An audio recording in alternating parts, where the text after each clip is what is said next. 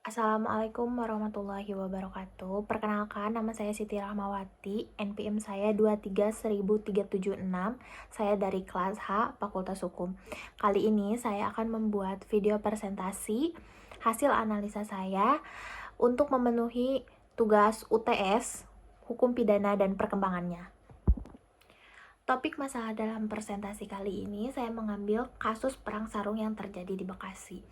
Perang sarung ini termasuk tindak pidana menurut saya karena perang sarung ini melanggar hukum yang menyatakan bahwa penggunaan sarung itu sebagai alat melakukan tindak pidana yang tidak bertanggung jawab atau berbahaya.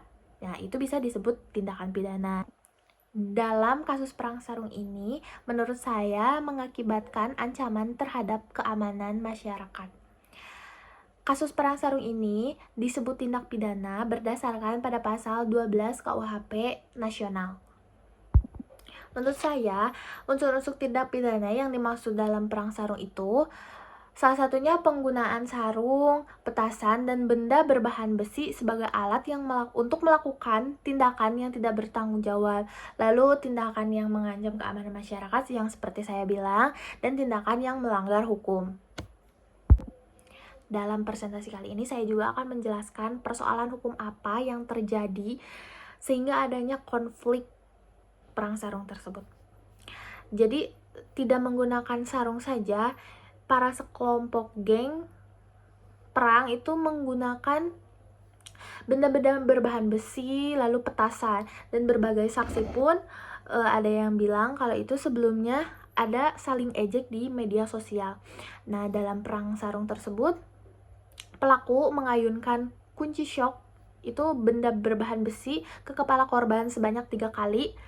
Ayunan itu mengakibatkan luka di kepala hingga akibatnya korban terkapar tidak sadarkan diri. Asas lex locus delicti yang dapat diterapkan dalam kasus ini, yang pertama saya analisis itu, perang sarung ini terjadi di jalan tol Cibitung, Cikarang Barat, Kabupaten Bekasi.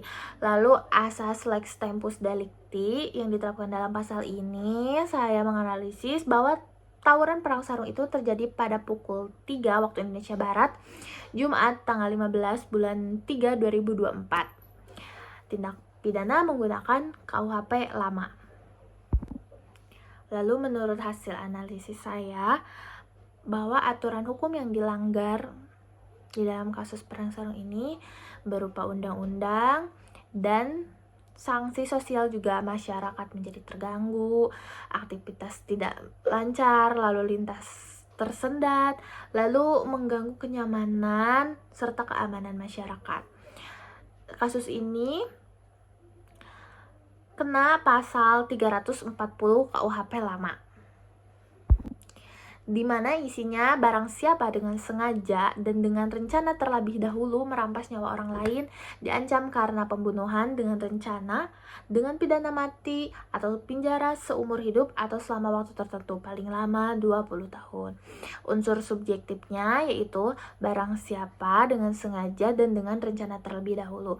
Karena di dalam perang ini pasti dilakukan perencanaan terlebih dahulu, seperti menentukan tempat, menentukan waktu juga, sampai-sampai menggunakan bahan-bahan berbahan besi, alat-alat yang membahayakan, sehingga itu bisa termasuk rencana terlebih dahulu dalam unsur subjektif. Lalu unsur objektifnya, sebabnya itu merampas nyawa orang lain, kalimatnya, dan akibatnya adalah kematian. Sekian presentasi hasil analisis kasus perang sarung menurut saya. Wassalamualaikum warahmatullahi wabarakatuh.